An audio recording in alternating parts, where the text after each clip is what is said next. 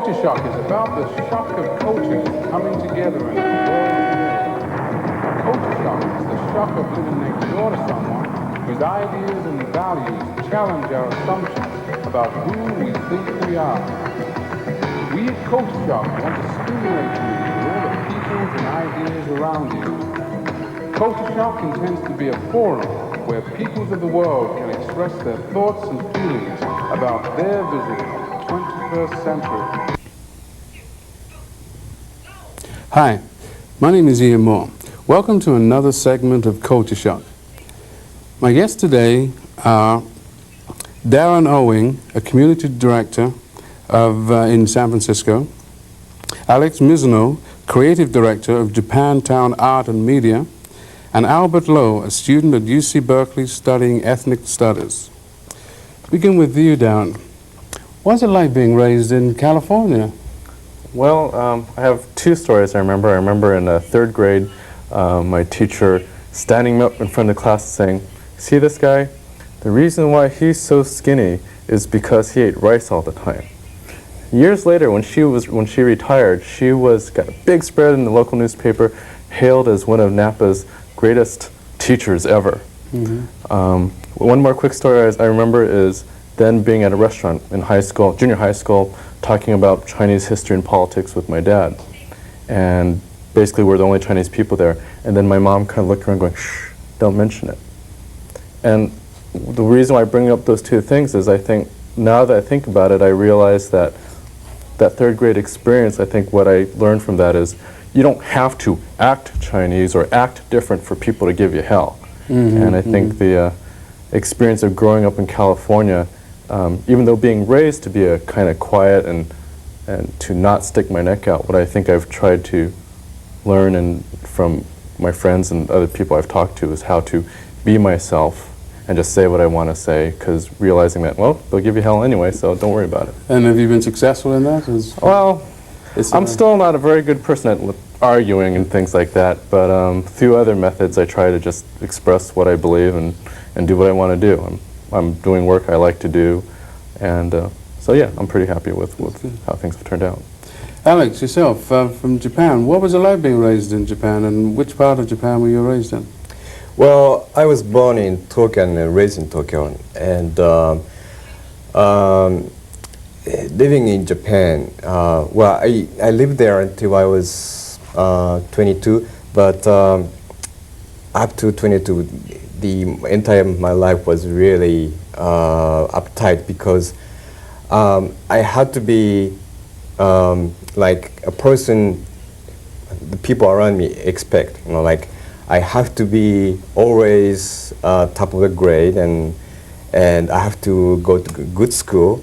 So I have to always compete with other kids. I have to take a good grade, I have to pass the exam, and I have to go to a good school. So this Japanese education system, this mentality gives you real pleasure. And some of my friends committed suicide because of the pressure. Yeah, because they couldn't take it. Also, they have very invisible class system in their mind, like age.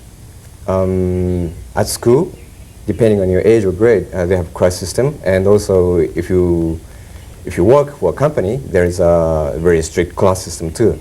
Is that based on money or family or what?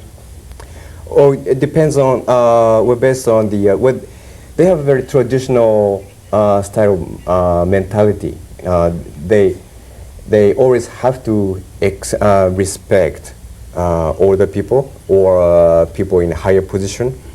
Mm-hmm, mm-hmm. And yourself, Albert, so studying ethnic studies in UC Berkeley, a native of Oakland, is that right? Yes, that is correct. I grew up in Oakland, and I lived in the Bay Area my entire life. So in terms of how I grew up, I mean, for the most part, I can't really compare it to anything else. I mean, while growing up, for the most part, I had a fun time. I liked it very much in the Bay Area. But in hindsight, there's a lot of things you're very disappointed about when you realize it.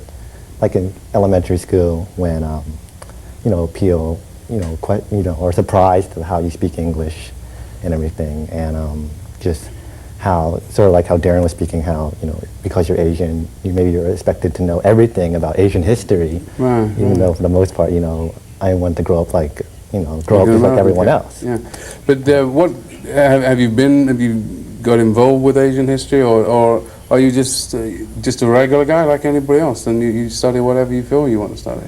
Well, I mean, I don't think I'm able to study whatever I want to study like everyone else. I mean, for the most part, as in studying the experiences of people of color, your educational process is very Eurocentric, and they neglect the success or experiences of people of color and what they go through, because they have this great American dream that they want to uphold in your learning process. And in terms of like, I think a lot of Asians growing up, at least, or Asian Americans growing up, their identity is sort of formed a lot by how the outside treats them. Like, if people expect them to know Asian history, they might actually internalize, like, why don't I know Asian history, and actually go out and learn it. Whereas for the most part, you don't expect someone who's white necessarily know everything about European history, although This is true. our educational process does sort of, stress how important European history is still. But. Well, Darren, with regards to our ideas of culture, we're talking about being raised in a country, and the culture around you obviously is what is your culture. But then there's this assumption of what you should be. How do you sort of deal with that? But more particularly, what cultural sort of traits do you find important that have helped you within your community, with your family? What kind of cultural ideas have supported you? Yeah, it's a tough one. It's kind of interesting. I grew up with the idea that Chinese were all supposed to be like, quiet, not say much and everything. And then when I came out to San Francisco and Oakland, I suddenly met all these Hong Kong Chinese, and they weren't quiet. So I'm not sure if I can say what cultural, as in Chinese cultural or whatever. All I know is that I think we were pretty much raised to, respect everybody and listen to people. I think it's kind of interesting. It's like, on one hand, I think my parents sort of brought me up to, let's say, like I said earlier, not argue much, not oppose other people. But on the other hand, they kind of encouraged a lot of reading, a lot of talking with people. So I learned how other people were, and eventually I learned to. It's sort of like I got both sides from my parents. I learned to rely more on this side. I learned to. I remember in high school I used to like back down from arguments real quickly. Now I don't do it, and it's because the side where I learned to be open-minded kind of helped me to overcome the other side. So whether it's just my parents or Chinese culture, got me on that one. That's for sure. Alex, in terms of Japan, you were talking about how it's a very structured kind of environment. How did you feel? How did you break from it? Was it just a matter of just coming over here and just kind of slowly adapting? Well, I lived in a town which had a huge American Air Force base. So I was always influenced by American culture. So I grew up with American comics and like Hershey chocolate bars and Wrigley chewing gums and so forth. So and also my father was working for American Air Force Base. So American culture was very familiar to me.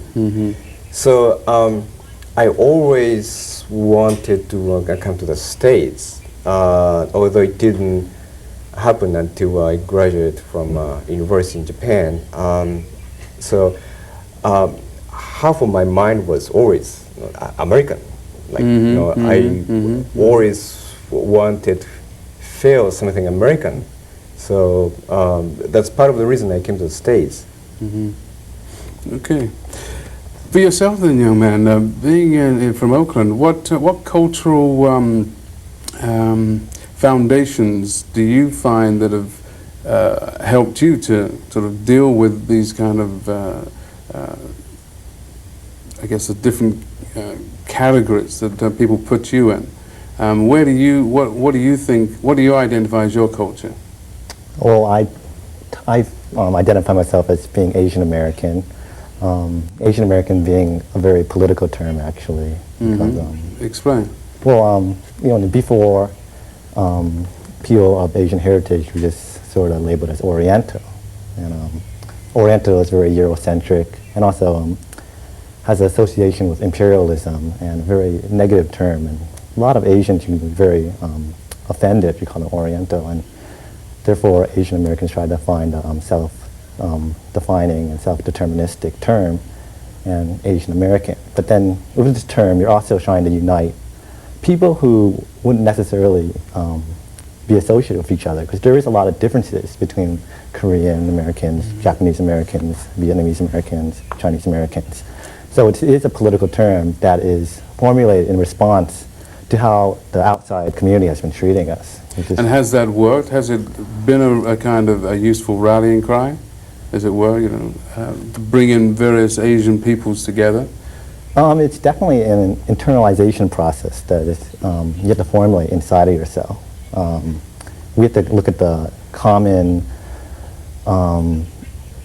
discrimination we have, and also common history, how we've been treated historically, and also just things, for example, how Korean Americans and Filipino Americans, they both, in Daly City, for instance, they're having a problem with grandparents going back to their home countries right away because they've been sort of asked to come there by their parents to help out, the children growing up, to raise the children, okay? Now, this is, these are two totally different language, different religion and everything, and yet we can find these commonalities in addition to the commonalities of how, discrimination we're being treated against, how we're perceived as model minority, or over-sexualization of Asian women, or the desexualization of Asian men. So there's lots of stuff we can rally behind and find that, to try to find equality for races and stuff. So a large question of culture shock comes up with regards to these sort of movements of you dealing with a society which in some respects kind of doesn't allow you to come in, puts up a wall and says you are this, and therefore because you look this way you're not a part of us.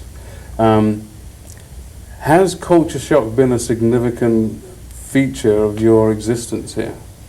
I think we're fourth generation, so my family came over 1860, 1870, and I'd say that the history of my family is the history of culture shock. When I think of how my parents raised me, I can see that a lot of it came from how they were treated, like you were saying, how my grandparents were treated, particularly the whole, it was so strange about how on half the time I would get a message of, be proud of yourself, be proud of your culture, and yet in the example I gave, if we were out there among white people, which is where I grew up, we couldn't say anything about who we were. And so, yeah, I'd say culture shock is I don't know if culture shock's the term or not, but that existing in between, that existing with this other greater power over you has affected not only my political status, as it were, but definitely my whole personality, who I am, how my family interacts with, how we interact with each other, and how we behave when we're out, going out for dinner or something. So yeah, very important. Alex, yourself, when you went back to Japan after some years here, was there like a re-entry shock with regards to sort of getting used to another world again after America? Well, I felt myself like Rip Van Winkle, like it was supposed to be the same country, where you were born, but it was, I felt like alien, because my town was such a small country in Tokyo. My town was countryside. But when I went back there, my town had department stores, supermarkets, and McDonald's restaurants, and everywhere. And the streets I remembered, they're all gone. And I got lost in my town. I couldn't believe it. And plus, I met my old friends from high school very unconsciously. I spoke English when I met him. The first word I spoke was in English. I couldn't believe myself. So I felt really alienated in Japan when I went back. It's not really the same situation for you being here. I guess the major issue is one of just trying to fashion out, as you've already outlined, an identity that is that has been put on you by other people. What is it that you feel that Chinese Americans that are born here would say with regards to what their identity is, what their cultural kind of connections are?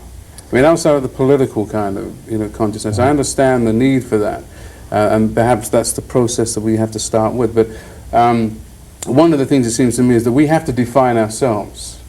When we live in reaction to others, we're still trapped by them. We're still controlled by them. Correct. You follow? So, I mean, I don't know if you've thought about this, but what do Asian Americans want to be thought of as? Well, I definitely feel they don't want to be thought as how we've been perceived, as how our image is perceived. Yeah, I think the American culture has this thing about dichotomizing what it is to be Asian and what it is possibly to be American.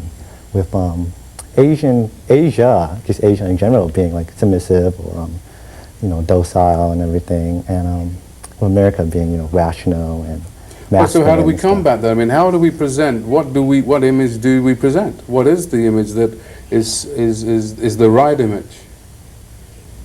If we've got the minds of the audience on us to say, this is how we want to be perceived. How is it? How would you want to be perceived?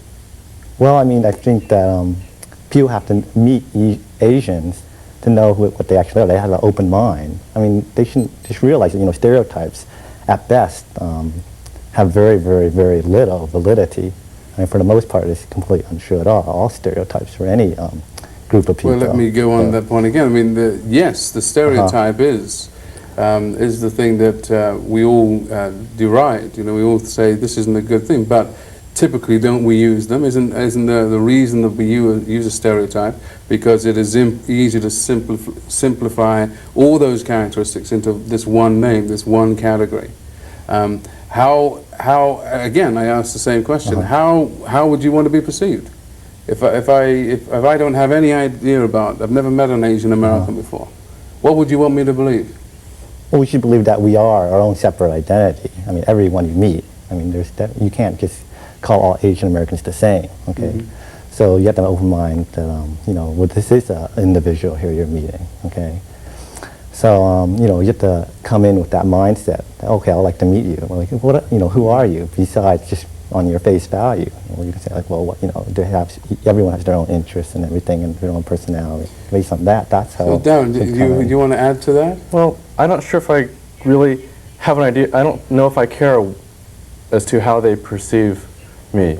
I mean, it's kind of interesting. One thought occurred to me recently is, like in the show, we're always talking about how are we affected by the powers? How are we affected by white racism? How are we affected by living in America?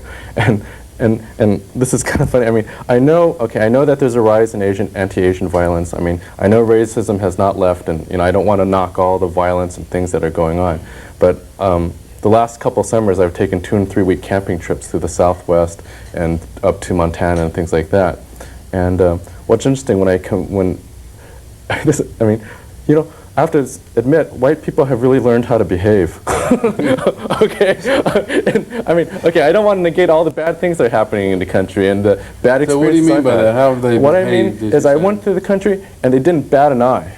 Okay, now I have stories from my father and my uncles and my mom when they went traveling, or just when we first moved to Napa, of people going, you're stopping on the street. And I remember my teachers coming up to me, don't you guys own the laundromat? Don't you guys own the laundry? I'm going, what? I didn't even know what a laundry was. I don't know no damn laundry, all right? So here we were traveling through the Southwest and up to Montana, and throughout those 2 trips, 3 weeks, meeting almost nothing but white people after getting across a certain border, was that only once we had a gas station guy kind of like, I could tell he didn't really want to service. And one other time there was one girl said, "Oh, where are you from?" And we said, "Oakland."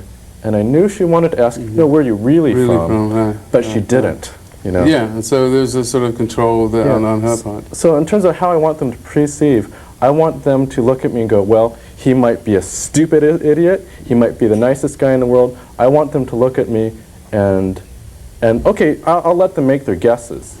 But I would like them to know in their mind that they don't really know me, and what they're guessing is only a guess. And if they want to get to know me and find out whether I'm smart or stupid or nice or a jerk, fine, they can do that later. But really, you know, that's all I really want. So Alex, what do you have any ideas in terms of how you would want to be respected by the world around you, given the movements that you've made?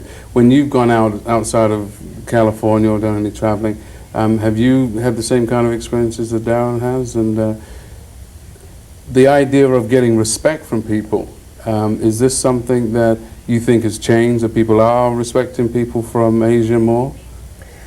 Well, to your first question, I want to be taken as individual. Like Albert said, you know, I am me. I don't want to be stereotyped. My girlfriend often says that when you apologize, I'm saying I'm sorry doesn't mean anything, because Japanese say that all the time. But I get so furious when she said that, because I consider that's a stereotypical thing. And I think really stereotyping race is very just a prejudice and really ignorant. Being Japanese, I'm not proud of being Japanese, and I'm not ashamed of Japanese either. And I think I'm Japanese just by accident. Yeah, you're an individual first, you're a human being first, and Yes. who happens to be Japanese. It was being Japanese is not my choice, but I'm what I am. That's what I'm saying. But when I go to Chinatown, people like Caucasian people talk to me in Chinese or saying, "Hey, Mr. Lee." You know, people think all Asians are Chinese. And or Japanese, depending on yes. how the prejudice especially when I is. walk in San Francisco, people think I'm Chinese. How does that make you feel? Well, I think they are very ignorant, and I really hate being stereotyped. So back to you, Albert. Respect. How do we get it, and how do we reciprocate it? That's a tough one. Well, definitely you just have to be, let's see, how do you get respect? I mean, you know, don't be rude to people, be sort of, be open to ideas, I think. Well, you know, as Alex is saying, you know, about being an individual, presenting yourself as an individual. This perhaps is probably part of the way of doing it, you know. Do you feel when you're dealing with people that you present, you know, your best side and that you expect them to respect you on that? Or do you sort of maybe even unwittingly present, you know, maybe a political image or something, and they're going to react to that? I mean, it depends on the context, I think, definitely. But just going back to a side note of what Alex was saying, though, I mean, I think ideally we all do want to be, you know, just humans, right? You know, we want to be taken as, you know, just, you know, dividing people by race is a, you know, racist idea. But we also can't be ignorant of the realities going on. I feel we do have to represent ourselves through race, because we have to counterbalance the existing attitudes going on. Well, we've mentioned race all the time here, and you know, one of the distinctions I think is that we must make clear is that there is a difference between prejudice and racism. insofar as, with prejudice, we may be prejudiced against this carpet, we may be prejudiced about all sorts of things. These are our private desires or dislikes, But as far as racism is concerned, we know this is an economic thing. It's something we put on somebody. Some final words in terms of getting away from the stereotypes. So final words in terms of getting away from the stereotypes. Well, Okay. again, it comes back to how do we want to be looked at? Well- What would you say to somebody that says, hey, this is all I know about you guys? Right. You Well, know? I think A sentence, turn their head around. well, I would disagree actually. If they're rude, be rude back. Okay.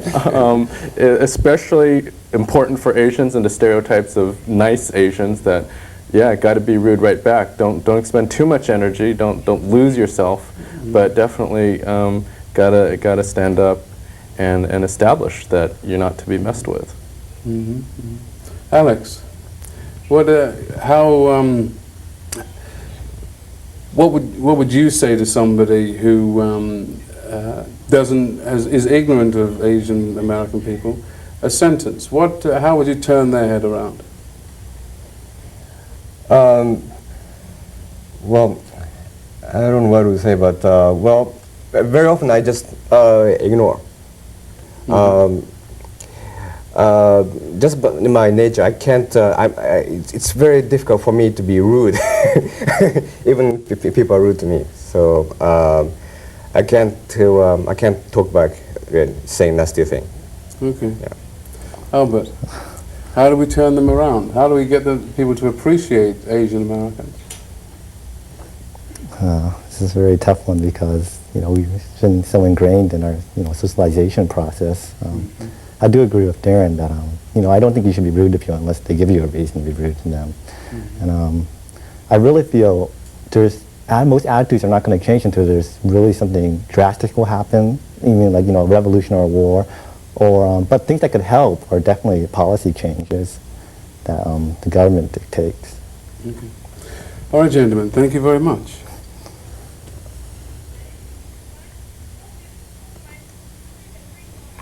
Well, that Thank was you. interesting. Yeah, that was. The one didn't go faster than I